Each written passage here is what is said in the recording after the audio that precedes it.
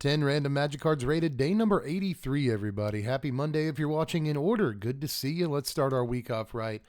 It's an island. It's a Shadowmoor island. All basics get a 5 and do not count. But the art's good. All art in lore when block is good as a general rule. This upholds the rule. Let's move on. It's Crawl from the Cellar, our actual first card of the day. I always kind of liked this while it was in standard. A single black mana for a sorcery. Return a creature card from your yard to the hand. Put a +1/+1 counter on up to one target zombie you control. And then flash this back for 4 mana, 3 and a black. So a strictly better raise dead in a couple of different ways, right? If you got a zombie laying around, then I guess you got a +1/+1 counter. But mostly it's just a raise dead you can flash back. And I kind of think that's okay. 4.6. Like all day, I've always kind of liked this card. It never did anything in standard because it's just a raised dead. But raised dead with flashback, that's card advantage. That's really not that bad. But next is Desert Warfare. This is from Modern Horizons 3 Commander, and I have never laid eyes on it in my life. This is 4 mana, 3 and a green for an enchantment. Whenever you sack a desert, and whenever a desert card is put into your yard from your hand or your library, put that card onto the battlefield under your control at the beginning of your next end step. At the beginning of combat on your turn, if you control 5 or more deserts, create that many 1/1 red, green, and white sand warrior creature tokens.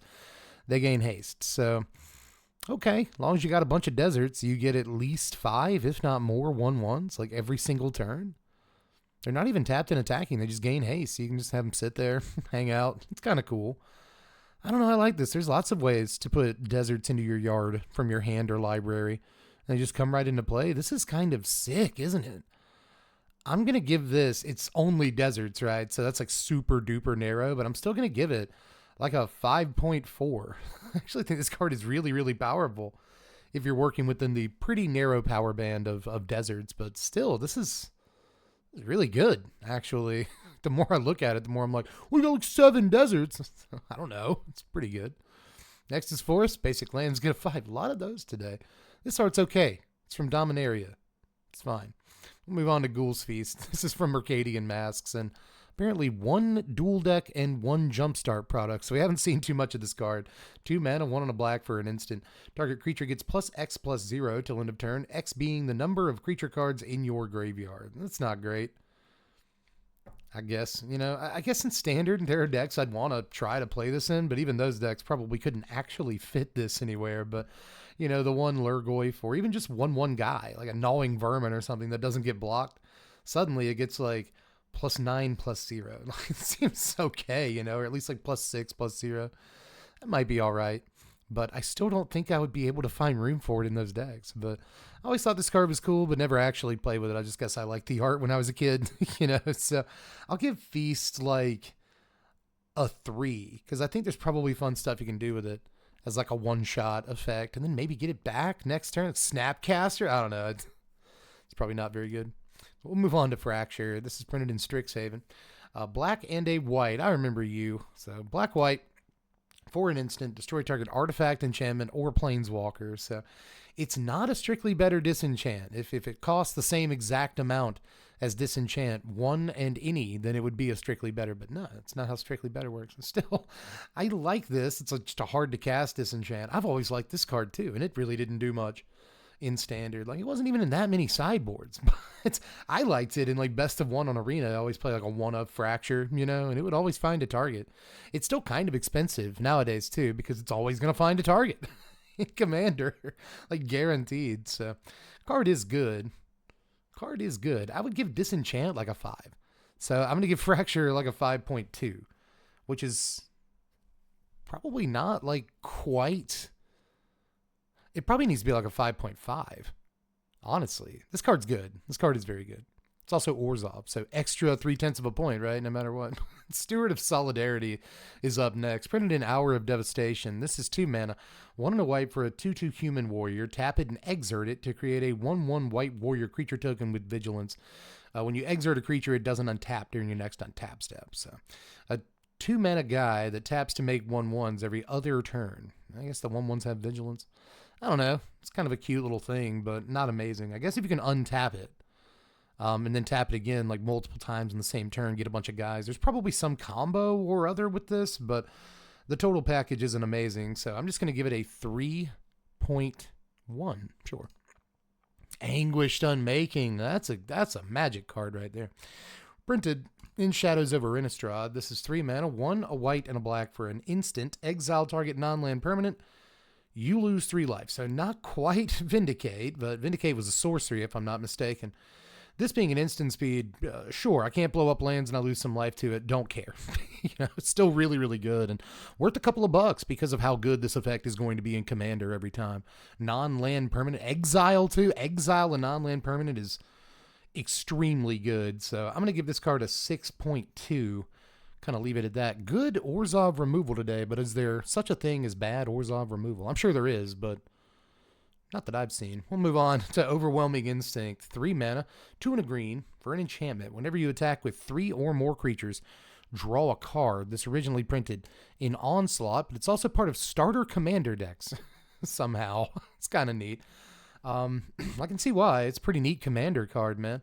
This may have been somewhat lost to time, but I actually think this is pretty good. How often are you going to be... Can you guarantee attacking with 3 creatures every turn? Probably not, but depends on how wide you're going and all that, or how big your dudes are and how many you have. So this seems like it might be kind of trappish. Like, am I going to attack with 3 creatures the same turn I play this? Probably not. Am I going to attack with 3 creatures the next turn? Probably not, but that's on curve in like 60-card competitive formats. Since Commander, you might be able to finagle ways to actually pull it off a lot easier. So I don't know. And like in Commander, you're more likely to slap this down on turn 8 or whatever, turn 6, and like definitely get value out of it the turn it comes into play. So drawing cards is always cool. I think there's better green ways of doing it, but it's nice to have a static draw an extra card most turns effect. So I'm going to give it a 5.2. I think the card is pretty good, man. It's all right.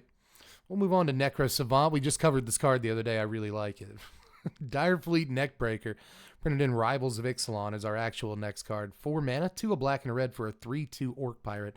Attacking pirates you control.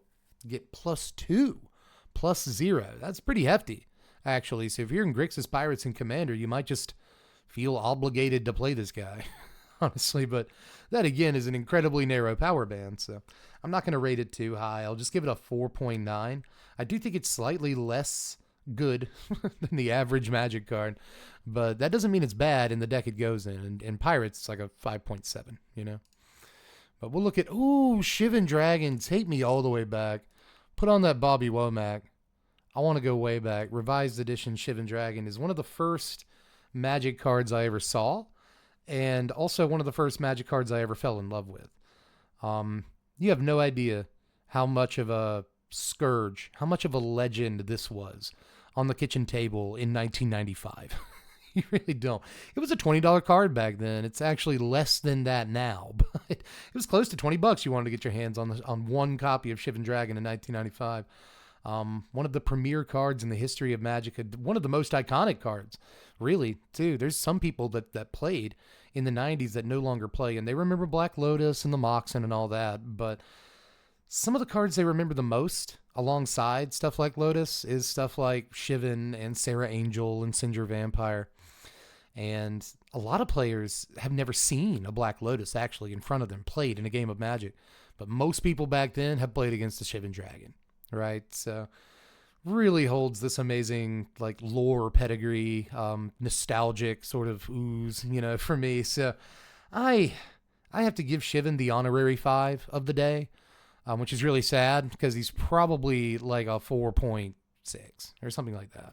I feel like this card could easily be printed in Uncommon nowadays in like a brand new set. And he might be in like Foundations, which could be cool, but I miss the days of this being an actually feared card in Magic the Gathering because it once was. But yeah, honorary 5 of the day, which does save it a little bit of embarrassment if I had to be honest with you there. But final card of the day is Progenitor Mimic here. This is 6 mana, 4 a green and a blue. Is this already the final card, really? This is a 0/0 shapeshifter. You may have it enter the battlefield as a copy of any creature on the battlefield, except it has at the beginning of your upkeep, if this guy isn't a token, create a token that's a copy of him. So pretty cool. The more turns that he's in play, the more, you know, tokens you make of him and the more creatures those get to copy and whatever. So pretty neat dude here. And there has been like some love for this dude in Commander. throughout Commander's lifespan. As you can see, he's still like over $1, and the Double Masters one is $2. So people still love Progenitor Mimic, and I remember a few people coming up with some tricks back in the day with this card, but it's not something that you see all the time now, man. I feel like the card's time has passed him by, but even though his price still isn't high, his price still does reflect like some play in Commander. So I can see why, man. 6 mana seems like a lot, but it's not that bad for this sort of, really inevitability is the word for it in a lot of ways, man. This can go crazy. So I'm going to give Pro Mimic a 5.9. That was tough. I was thinking like 6.1 or something, but no. 5.9. Again, the actual use cases here are not that many when you think about it. I mean, it's a statically, just passively good card. It's okay in a vacuum by itself, almost no matter what you're copying with it. But, you know, once you get the tricks going, then it's a really freaking good Magic card. So, you know, somewhere around the 6 territory, I think is what it deserves. But that is all for the first day of the week. Hope you have a good rest of your Monday or whenever you're watching this. And I will see y'all later. I'm Dev from the place, by the way. It's my name. I just did a deck tech the other day. It's a Red-Black Overlord's Conquest combo and Dustmorn Standard. It got way fewer views than most like first deck techs of the season get. So I'll leave a link in the description of that. Maybe you go watch it. I put an awful lot of work into it. It's got some production and some polish and some bits and some jokes and some stuff, a whole sideboard. There's a coffee break. I know how much you like those. Just go watch that. Maybe go watch that video after this. Love you. Bye.